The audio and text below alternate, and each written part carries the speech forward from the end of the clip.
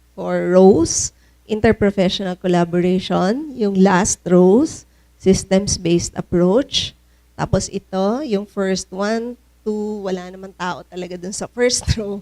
So second, third, fourth, and fifth rows ay cultural competence, and the last, social accountability.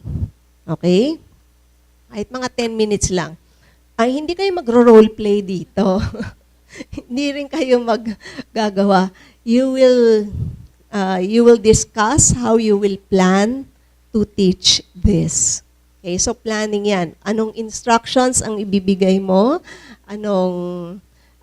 How will you run the session? Yan.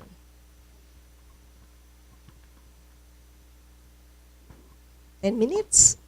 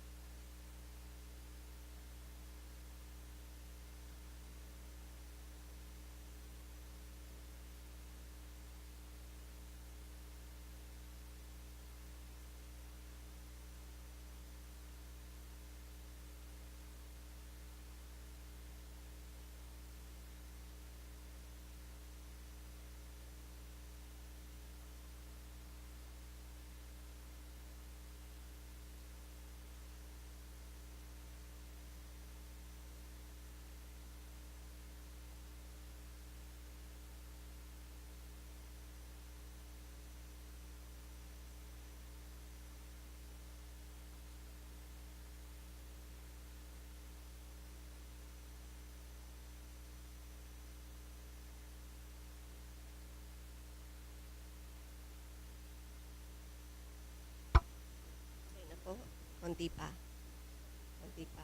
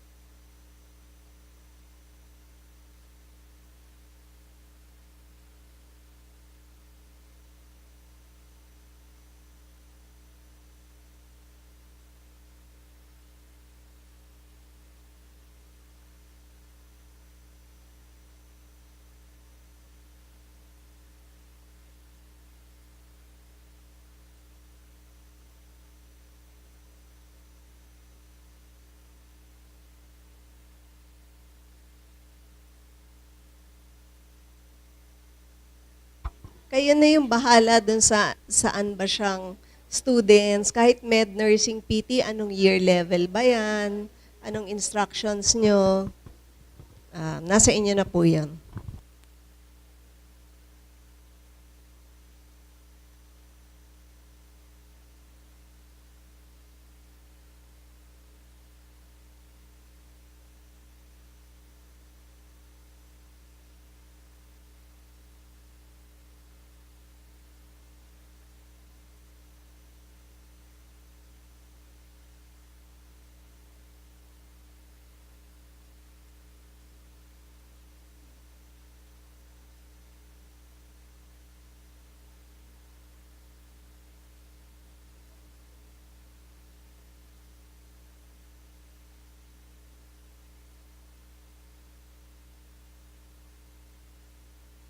Tapos choose someone to share with the group your findings. With the entire group. Baka dyan lang.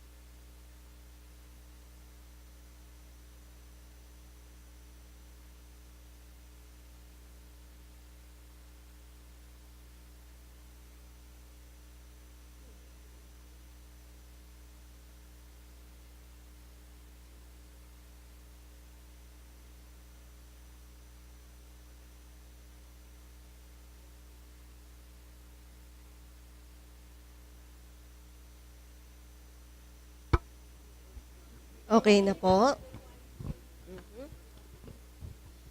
Okay. Hindi curriculum yung gagawin nyo. Isang session lang yan. Hindi ito curriculum design.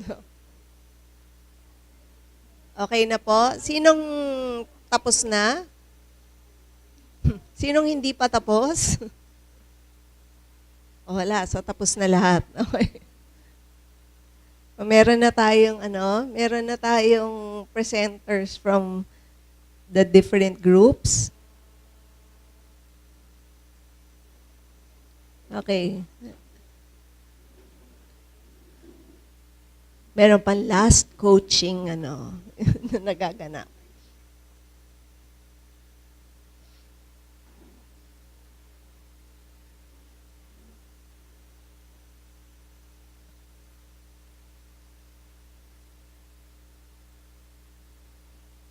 Okay. Sige. Start na po tayo ng ating plenary. Sige, sa una pong grupo, team-based learning for mental health. Sige.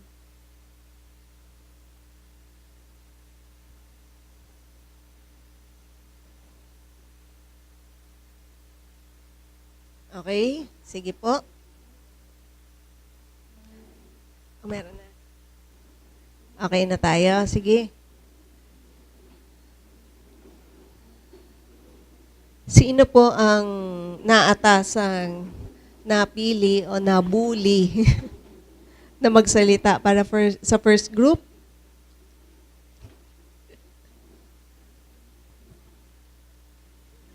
Sige.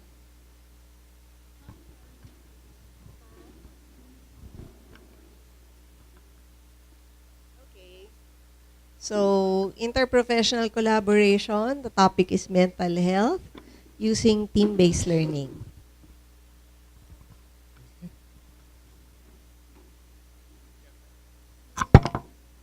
Hello.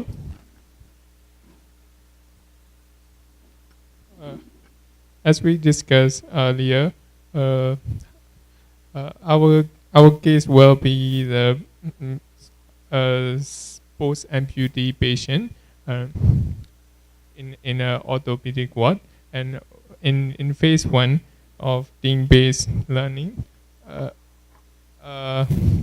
we will tell the students from medicine, nurse, and physiotherapy, the students of 3 professions. We will give them a scenario of a real case, which is a post-amputee patient who is having anxiety, anxiety especially on his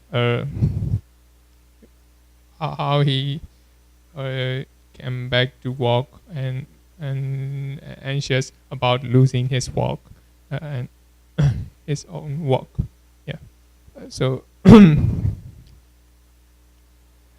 so we will give the scenario to the students and related reading materials as a phase 1 pre-class preparation, and then for the phase 2 in the classroom we will make a small group of all small group of the residents.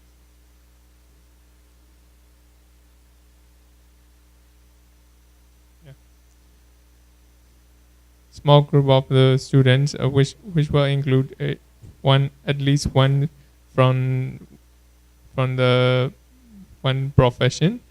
Let's say for one from the medical interns, one from the nursing schools, and one from the physiotherapy. So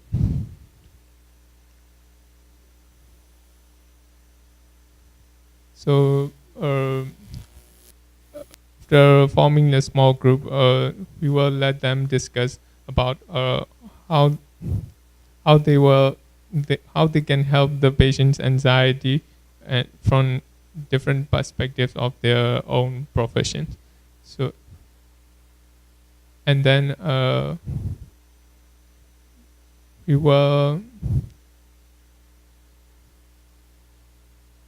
discuss the outputs from each individual small groups, from each individual groups, and our main question is to discuss the case from the perspective of their own professions of medicines, nursing, and physiotherapists.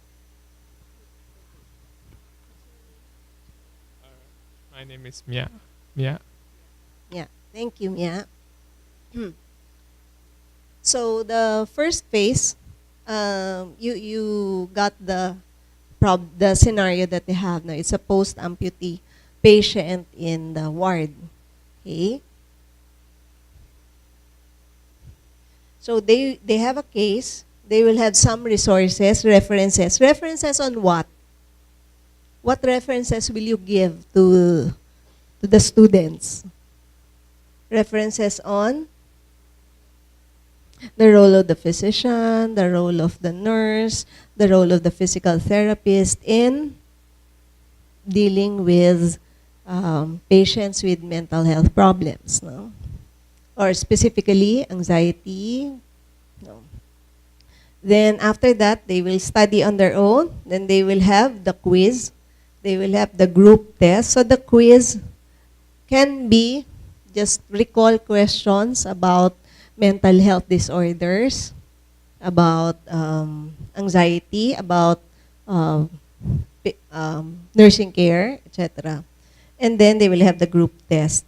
And then appeal. So here, the group or the class will have a good grasp of the roles of the different professions in mental health. Then they will go back to the case and they will share with each other about their role in that particular case. No, so, ano yun? Multi-professional, interprofessional, transprofessional. Silence. Multi-professional, di ba? Kasi each will discuss his or her own role as a physical therapist, as a nurse, in the care of the patient. Kaya, multi-professional siya. So may case, may references, may quiz, at you go back to the case and you close. No? Okay, next group. Ang susunod pong grupo,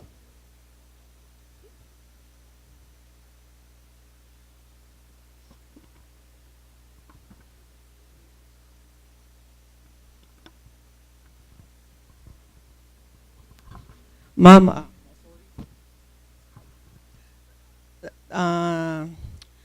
the focus is on systems-based approach. The topic is on patient safety, and the strategy is on brainstorming. So the scenario would be, ngayon ko lang naintindihan, thank you partner for being first.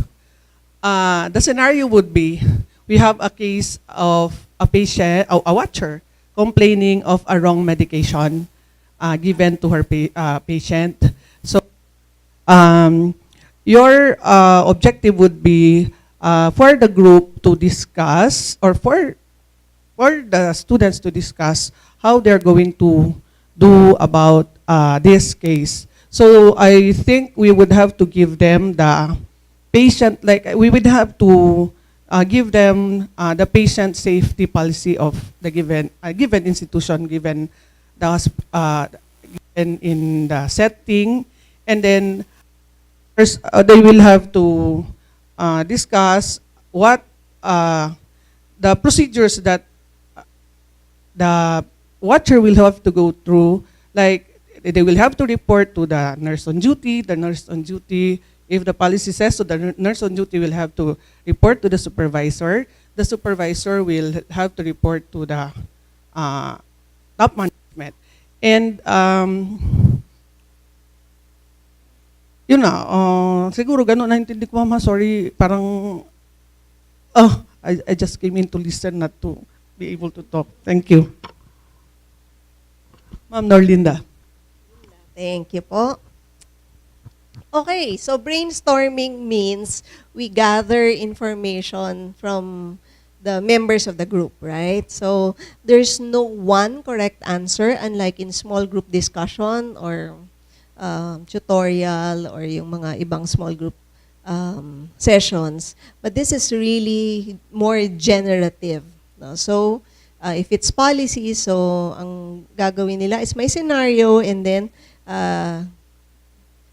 they will gather all the ideas, opinions of the members of the group to see kung ano yung mga policies, and maybe even identify which policies are already in place and which policies need to be in place so that there will be improved patient safety. No? So, pwedeng magawa yan. Ang isang key word lang sa brainstorming is that there's no editing. Ibig sabihin, all ideas are welcome. Okay? So, tama naman po yun. Kahit na nandito lang kayo para makinig, we got some things from you. Okay, ikaw bang mag-memo? Good afternoon po. I'm G. For the third case, yung cultural competence po. And then the case is that the patient wants to consult an albularyo. We selected medicine students, although we acknowledge that the different disciplines can also tackle this topic. So we had a discussion on whether we will select third year or fourth year students, medicine students, but since the strategy is role playing, we thought that it would be more appropriate for a simulated setting. So the outcome that we wanted for this student is these students will be to demonstrate clinical competence in the simulated setting. And the content will be health beliefs and behaviors in relation to cultural competence. And then the flow of the teaching learning will be, first, the teacher will facilitate the concepts that they need to process cultural competence, like the profiles, the beliefs of the patients, and then the actual role playing itself, and then evaluation or feedback of what happened in the role playing. And the assessment will be for the teacher to assess the performance of the student in the role playing.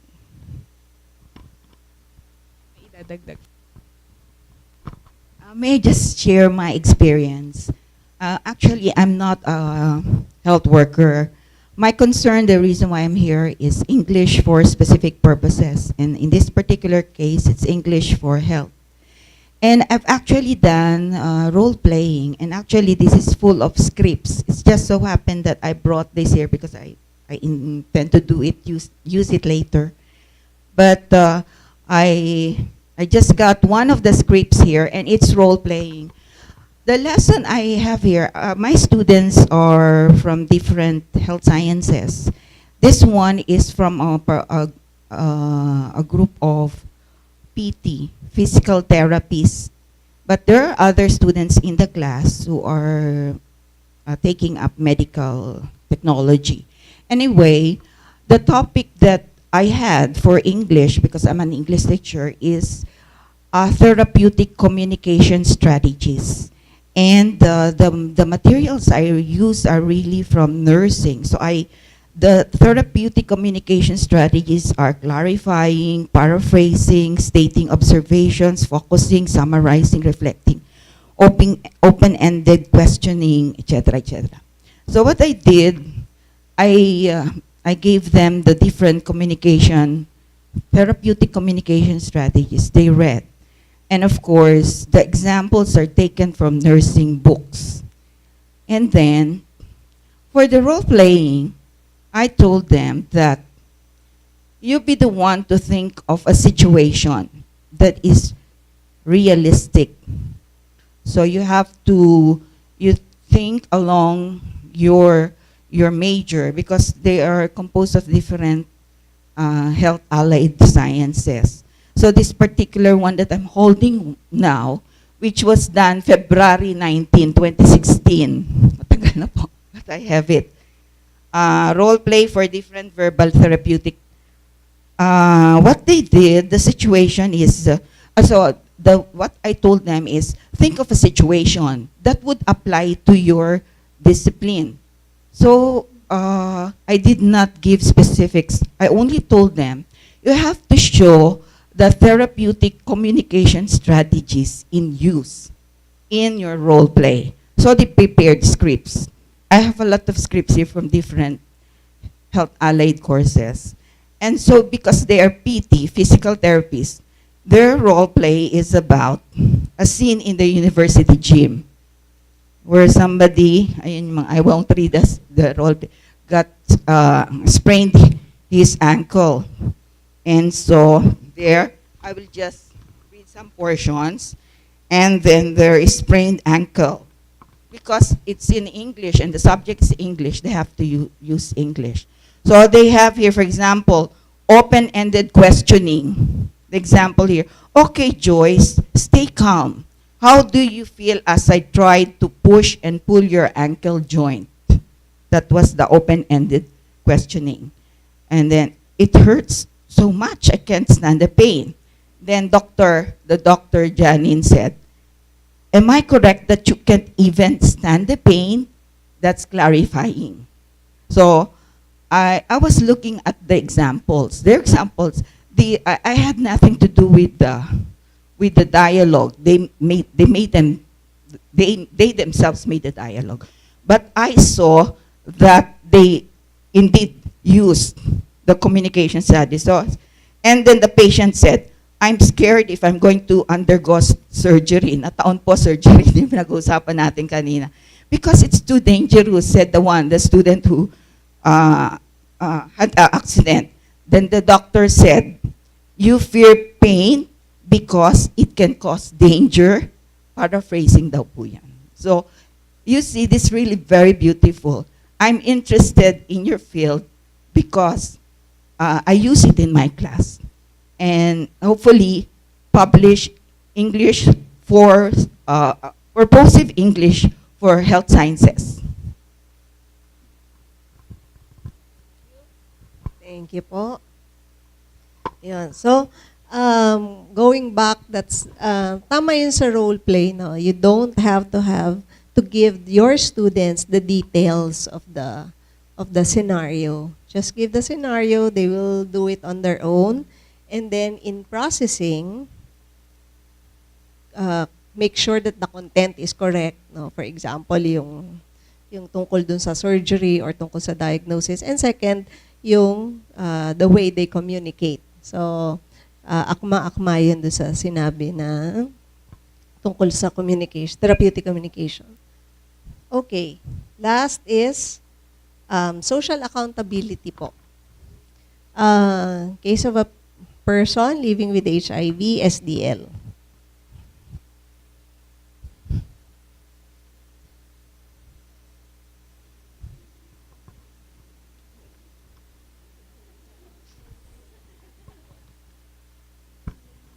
Magandang hapon po sa ating lahat. I'm Crizel Wangwang po, one of the DOHP More Fellows po. And our group was tasked to come up with strategies on how to teach students.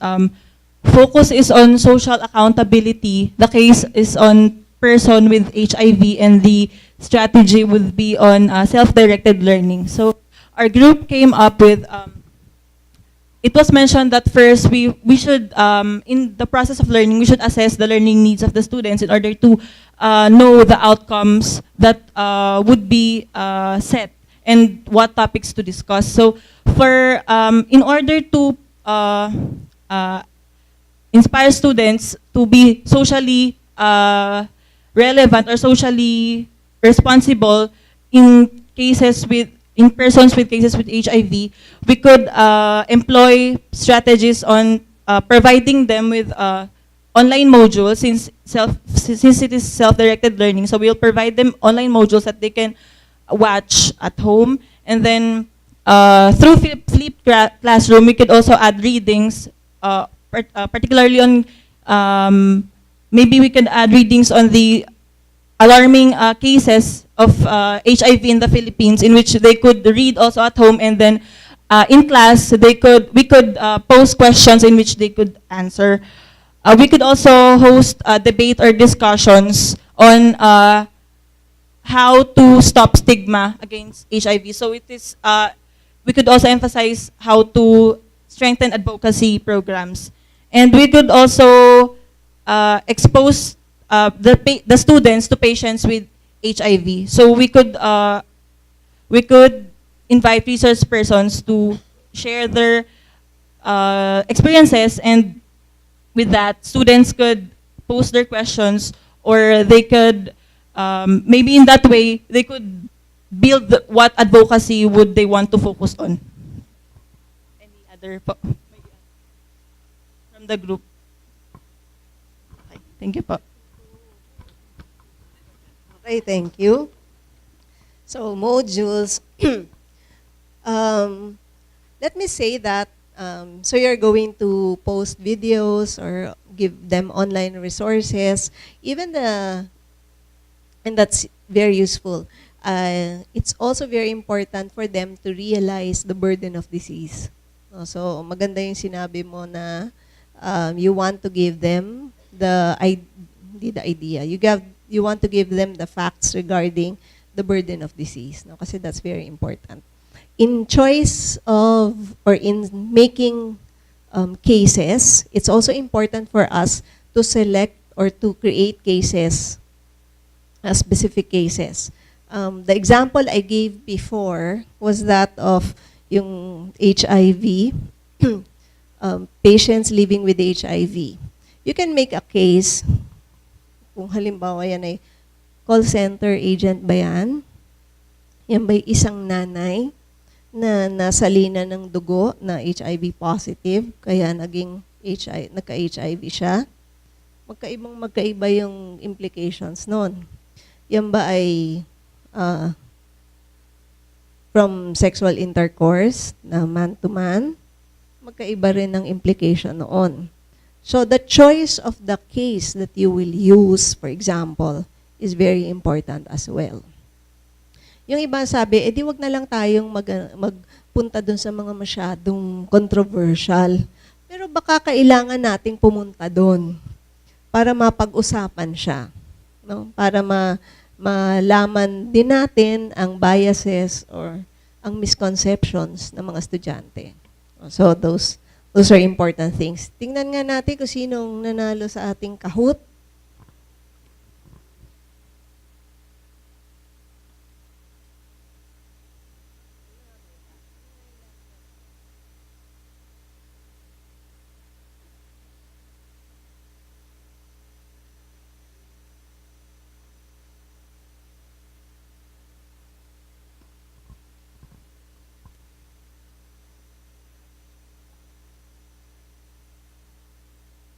Anticlimactic naman yun. Yan, saglit lang po. Para namang napakalaki ng, nasaan yung malaki nating premyo, Ninya? Ginanon ba yung 20 na? Si Judith. Si G at si Ton. Okay. Nasaan na si Judith? Kanina ayaw tumaas sa kamay niyan, Judith. Nasaan? Pwede bang tumayo? Okay, meron tayong premyo para kay Judith. Yay.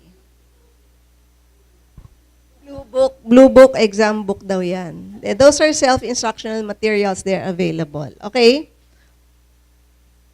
Yan, so congratulations to G and Ton. Nasaan si Ton? At, Ton ka naman. Okay.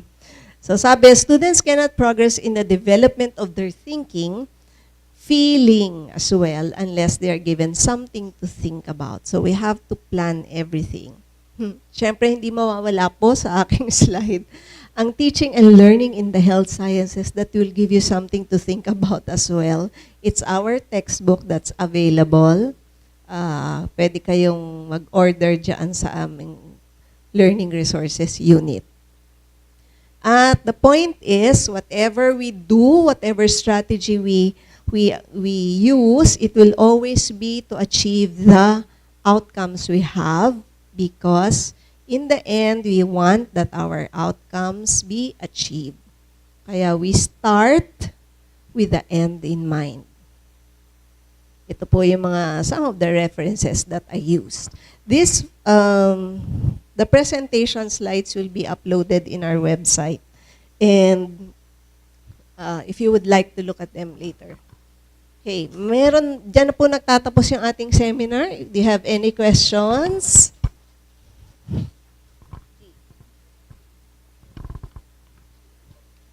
Just want to get your